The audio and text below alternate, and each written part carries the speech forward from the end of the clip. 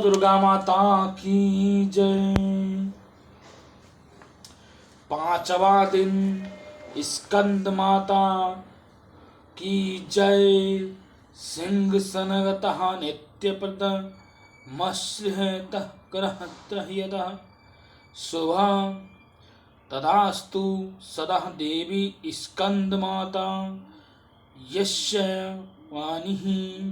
माँ दुर्गा के पांचवें स्वरूप का नाम स्कंद माता कहा जाता है।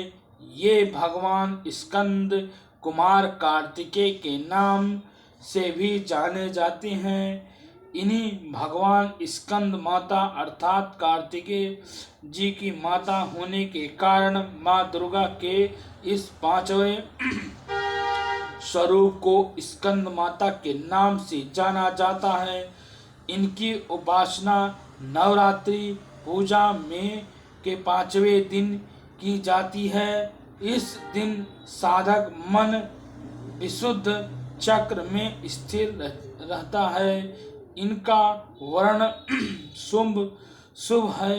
ये कमल के आसन पर विराजमान हैं, इसीलिए इन्हें पद्मसन देवी भी कहा जाता है।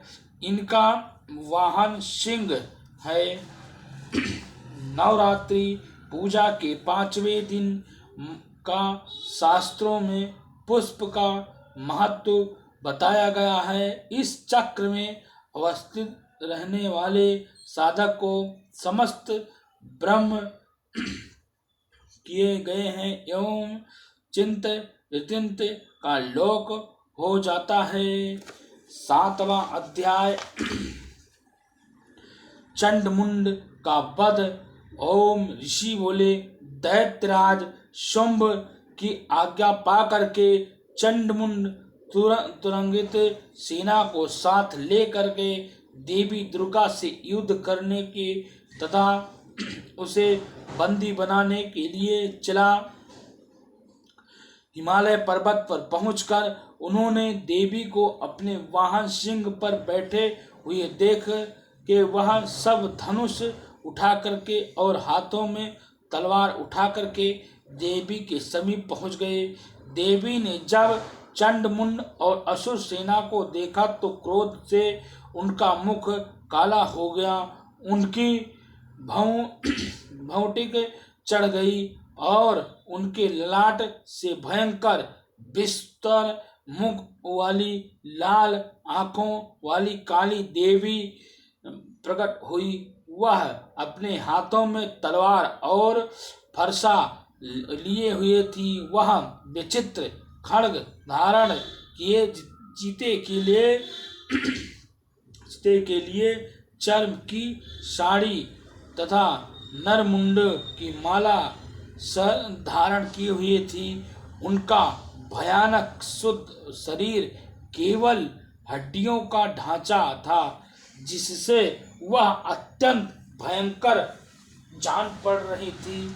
उनका मुख विशाल था, जीभ लपलपा रही थी के कारण वह और भी डरावनी लग रही थी और आंखों के अंदर और धसी हुई थी और लाल हो रही थी। उनकी भयंकर गर्जना से संपूर्ण दिशाएं गूंज रही थी। कालिका देवी बड़े वेग से दैत्यों की विशाल सेना पर टूट पड़ी और उनका भक्षण करने लगी। वह परवार्ष राक्षस को अंकुशधारी महावर्तों हाथियों पर सवार योद्धाओं पर घंटा सहित हाथियों को भी एक हाथ से पकड़ पकड़ कर अपने मुख में डाल रही थी। इसी प्रकार वह घोड़े, हाथियों, रथों और भी बैठे हुए सैनिकों को मुख में डाल रही थी, भयानक रूप से चबा रही थी।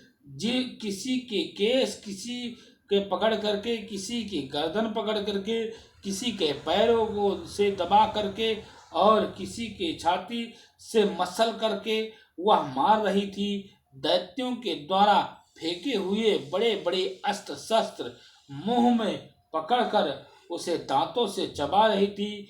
देवी काली ने दैत्यों की सारी सेना रौंद डाली। कुछ को तलवारों से मौत के घाट उतार दिया और कुछ को खड्गवंश से पीट दिया और कुछ को दांतों से चबा दिया। इस प्रकार कालिका देवी ने क्षण भर में ही संपूर्ण दैत्यों की सेना का संहार कर दिया। यह देवी महाप्रकर्मी चंड काली देवी का लपलपाता उसने भयंकर बाणों से अब वर्षा करके तथा मुंड के हजारों चक्र फेंक करके भयंकर नेत्र वाली कालिका देवी को ढक दिया। चंड मुंड द्वारा फेंके हुए अस्त्र शस्त्र को देवी ने मुंह से इस प्रकार समा लिया मानो सूर्य के बहुत से मंडल बादलों के अंदर प्रवेश कर रहे हैं। अब तो देवी के भयंकर मुख के भीतर देखकर भी कठिन था। दांतों के प्रकाश से चमकती हुई अत्यंत क्रोध में भरकर भयंकर गर्जना कर रही थी। देवी अट्टहास करने लगी। देवी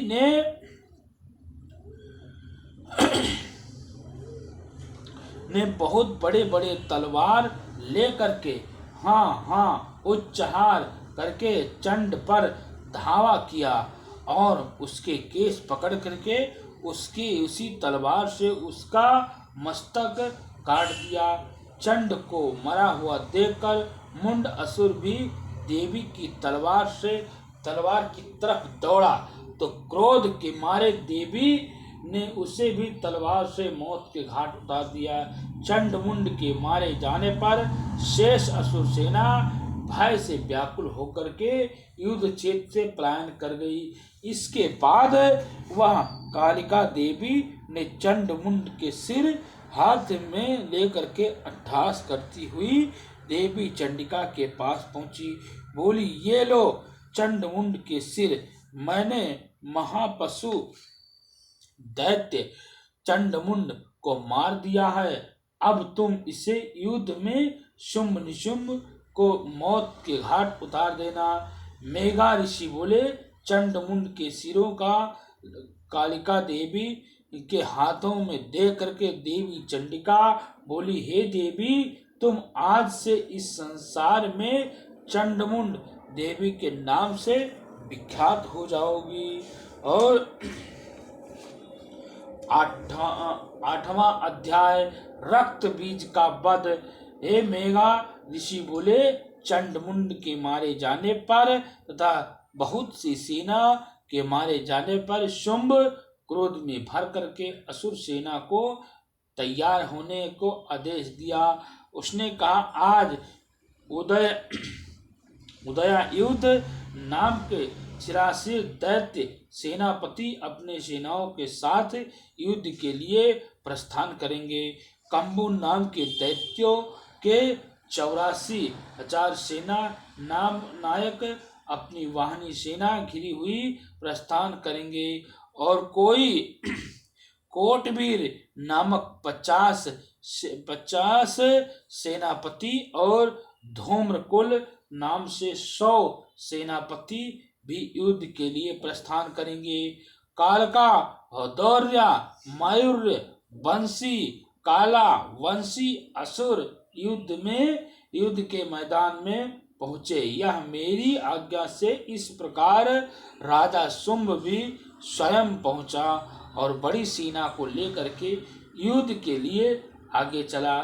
चंडिका देवी ने देखा तो शुंभ भयंकर सेना लेकर के आ रहा है।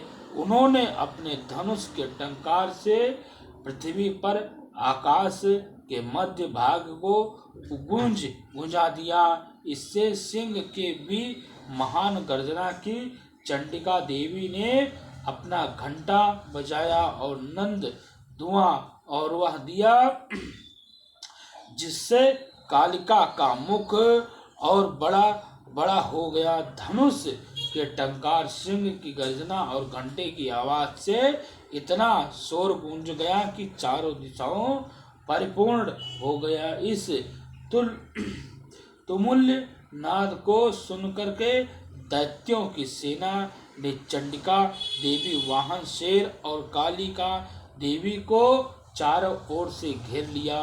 और हे राजन, ऋषि बोले, इस अवसर पर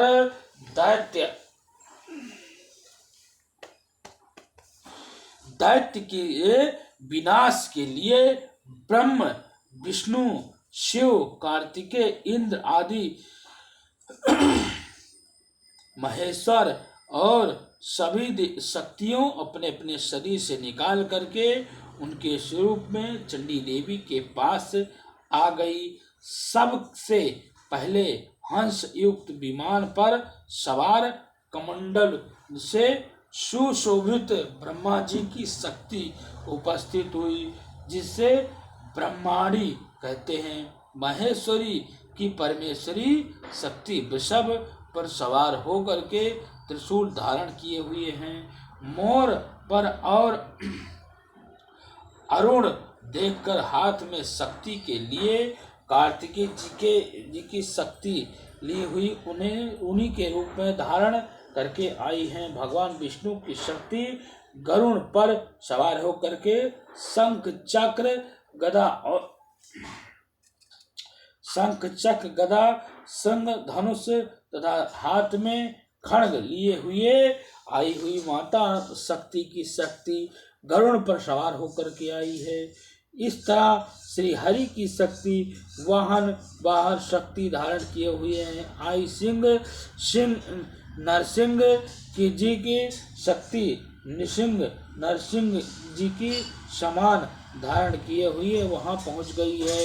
इंद्र की शक्ति इंद्र का रूप धारण करके वहां पहुंच गई है।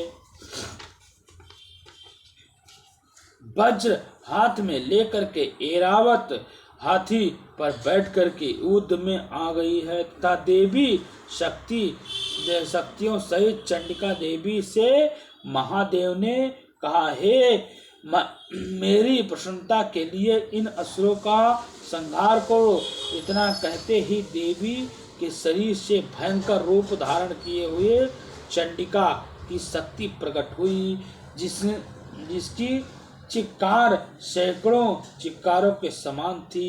और अपराजित देवी ने धूम्र रंग की जटा वाले शंकर जी से कहा, हे भगवान, आप मेरे दूत हो। दूत के रूप में शुंभ के पास जा करके उनसे तथा निशुंभ और दूसरे राक्षसों से यह युद्ध करने हेतु आए हो। उनसे कहना कि यदि तुम जीवित रहना चाहते हो तो त्रिलोकियों के राज्य इंद्र को सौंप दो।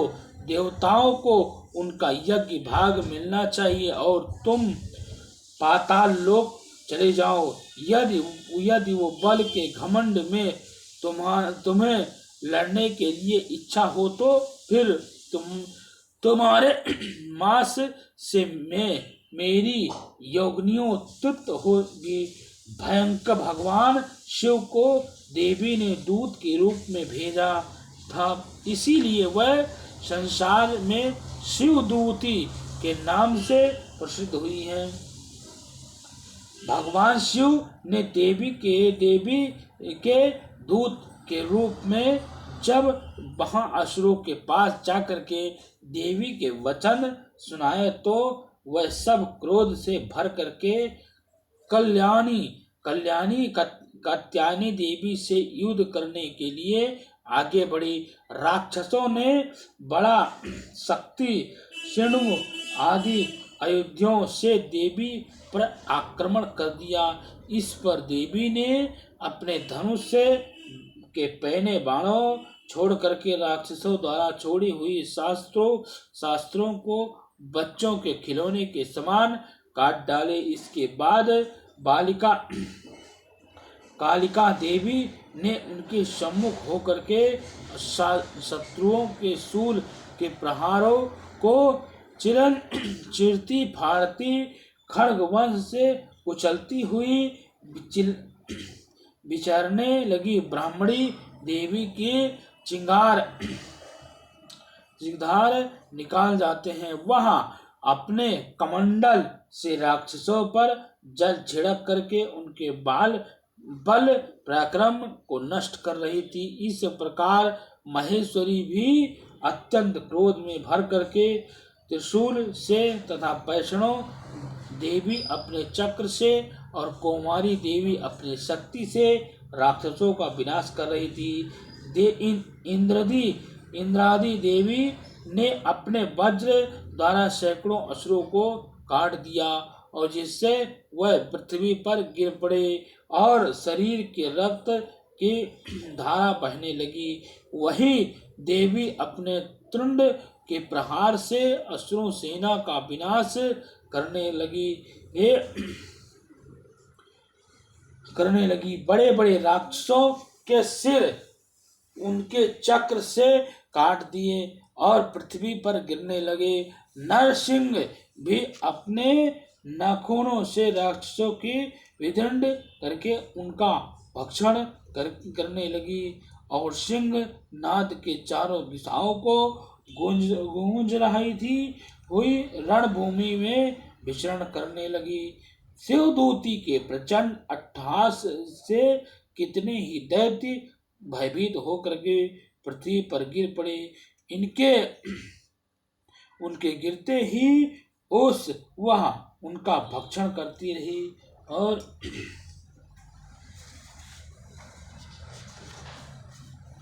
इस प्रकार क्रोधित मातृगणों द्वारा अनेक उपायों से बड़े बड़े राक्षसों को मारते हुए देख करके राक्षसी सेना भाग खड़ी हुई।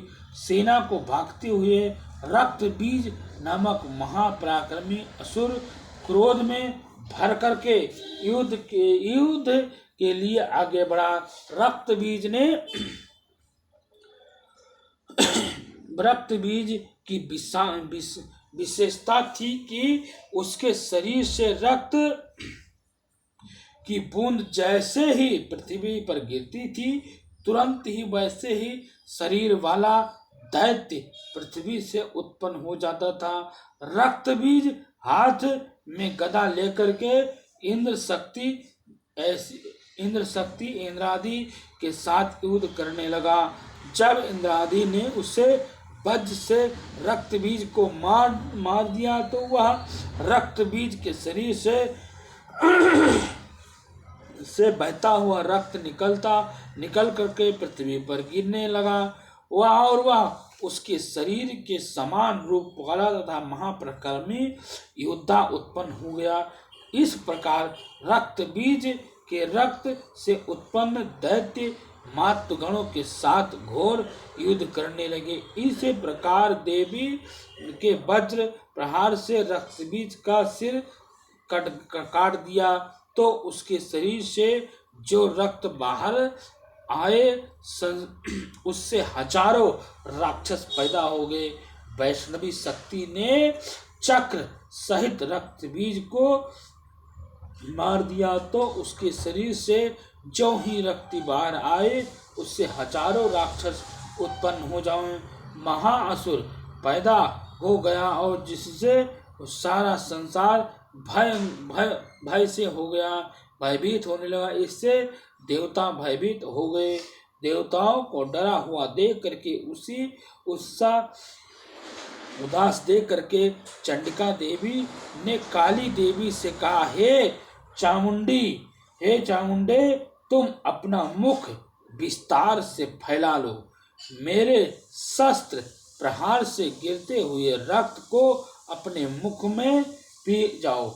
इस प्रकार रक्त बीज के उत्पन्न असुरों का भक्षण करती हुई भ्रमण करोगी तो रक्त बीज का संपूर्ण शक्ति समाप्त हो जाएगी। रक्त के पृथ्वी पर न गिरने से नए राक्षस पैदा नहीं होंगे। इस तरह काली देवी को समझा करके देवी दुर्गा ने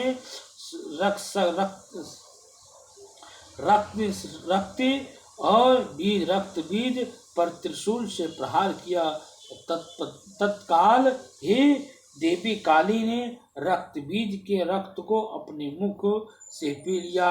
उसी समय रक्त बीज ने देवी चंडिका पर गदा से प्रहार किया, परंतु उसके प्रहार का देवी पर कुछ भी असर नहीं हुआ। रक्त बीज के छत्र शरीर से पहुंचा हुआ रक्त बीज बहने लगा, परंतु उससे रक्त बीज को पृथ्वी पर गिरने से पहले ही काली ने उससे अपने मुख से ले लिया। तदंतर देवी चंडिका ने रक्त बीज को वज्र, बाण, खड्ग तथा शिगुण दैत्यों से मार डाला। इस प्रकार रक्तहीन होकर के रक्त बीज पृथ्वी पर गिर पड़ा। रक्त बीज के पृथ्वी पर गिरते ही रक्तहीन हो जाने के कारण मर गया।